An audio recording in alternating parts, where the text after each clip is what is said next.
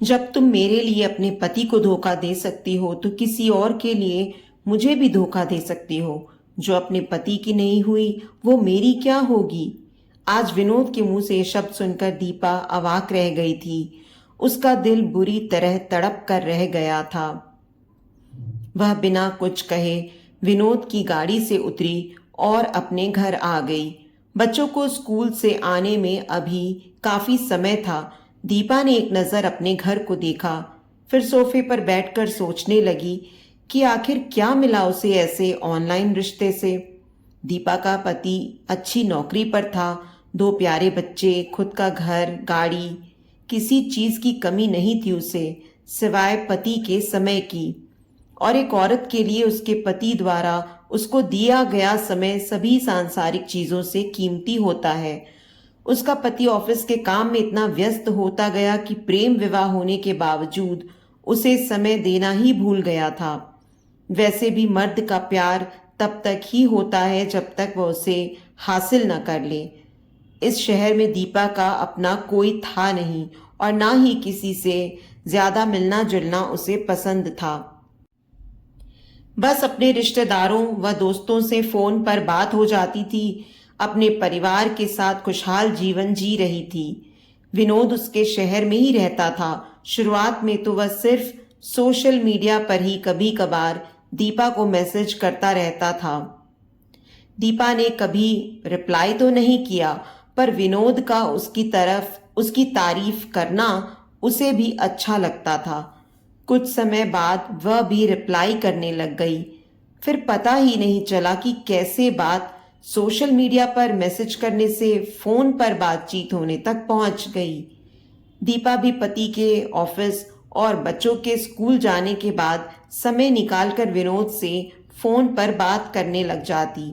पति और बच्चों के घर आने तक जितना भी समय मिलता दोनों फोन पर लगे रहते। हाँ, अगर कभी विनोद को कोई जरूरी काम होता तब उनकी बात नहीं हो पाती। अपने अकेलेपन में दीपा के कदम कब और कैसे विनोद की तरफ बढ़ते चले गए उसे पता ही नहीं चला। विनोद भी उसकी हर बात सुनता, समझता व उसकी परवाह करता था। यही तो दीपा चाहती थी, कोई तो हो जिससे वह अपने दिल की हर बात बता सके। समय ऐसे ही गुजरता गया। अब दीपा को अपने पति से कोई शिकायत नहीं रहती थी, क्योंकि उसने अपना सुकून कहीं और तलाश लिया था। पर यह सब ज्यादा दिन नहीं चला। धीरे धीरे दीपा को महसूस होने लगा कि वक्त के साथ विनोद का व्यवहार काफी बदलने लगा है। अगर दीपा का फोन 2 मिनट के लिए भी व्यस्त होता तो विनोद उससे सवाल करने लगता। विनोद नहीं चाहता था कि दीपा उसके अलावा किसी से भी बात करे। यहां तक कि दीपा ने अपने परिजनों को भी फोन करना बंद कर दिया था। उसके मम्मी पापा, भाई बहन खुद फोन करते तो ही वह बात करती थी। उस पर भी अगर बीच में विनोद का फोन आ जाता तो उसे हर बार अपनी सफाई पेश करनी होती।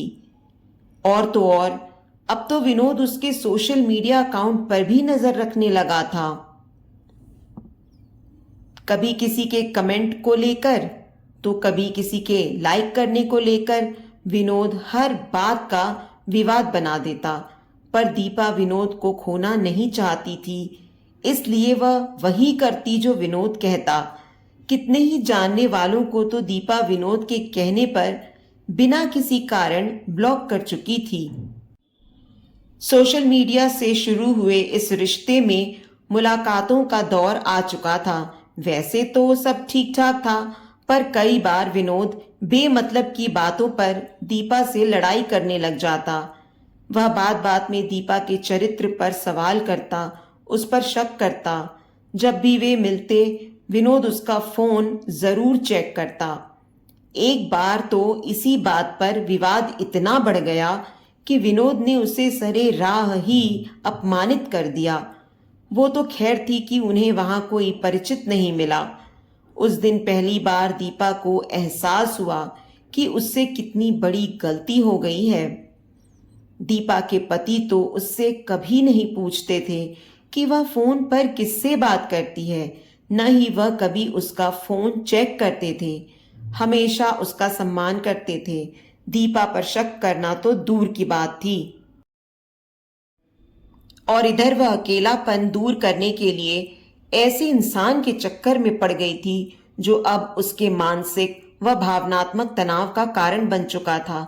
उसे अब समझ आ गया था कि वह बैठे बिठाए किस मकड़ जाल में फंस चुकी है। उस दिन दीपा ने विनोद का नंबर अपने फोन व सोशल मीडिया पे ब्लॉक कर दिया था। पर कुछ दिन बाद विनोद ने फिर से दीपा का पीछा करना शुरू कर दिया। वह जहां भी जाती विनोद वहीं पहुंच जाता। नए नए नंबरों से उसे फोन करता। दीपा कभी भी ऐसी नहीं थी जैसा उसे इन हालात ने बना दिया था। वह तो सिर्फ अपने पति से प्यार करती थी। विनोद ने ही उसे अपनी बातों के जाल में फंसाकर ऐसे हालात में पहुंचा दिया था।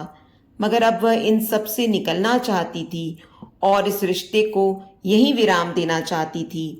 इसलिए न चाहते हुए भी दीपा को उससे मिलकर बात करनी पड़ी। दीपा ने विनोद को काफी समझाया कि उनके बीच जो भी रिश्ता है उसका कोई भविष्य नहीं है, इसलिए यह सब खत्म कर देना चाहिए। इस तरह शक करके लड़ाई झगड़े करने का क्या फायदा?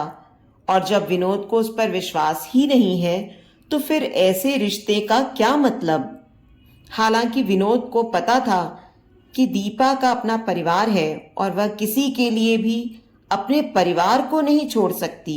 फिर भी विनोद ने रो रो कर दीपा से माफी मांग ली और दोबारा ऐसा ना करने का वादा भी किया। साथ ही यह भी जता दिया कि यह सब ऐसे खत्म नहीं होने वाला। अब दीपा समझ चुकी थी कि विनोद इतनी आसानी से उसका पीछा छोड़ने वाला नहीं है। यह रिश्ता उसके लिए एक मजबूरी बन चुका था। साथ ही यह भी डर था कि कहीं विनोद उसके पति को यह सब बता न दे। इसलिए उसने खुद को समझा लिया कि जैसा चल रहा है वैसे ही चलने दिया जाए। फिर से वही सब फोन, मैसेज, चैटिंग, विनोद का बात बात पर सुनाना, कहाँ बिजी थी, करो उसी से बात, उसने क्यों किया ऐसा कमेंट, इसको ब्लॉक करो, इतनी देर ऑनलाइन, किससे चैटिंग कर रही थी। फिर खुद ही रूठ जाना और ना मनाओ तो पीछा करना, लड़ना झगड़ना, बस यही सब रह गया था। इस सब से दीपा बहुत परेशान हो चुकी थी।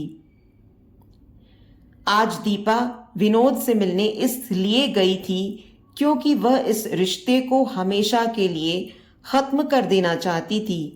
पर दीपा की बात सुनकर विनोद कहने लगा, अब तुम्हें कोई और मिल गया है ना, इसलिए मुझे छोड़ रही हो, और उसका फोन चेक करने की जिद करने लगा।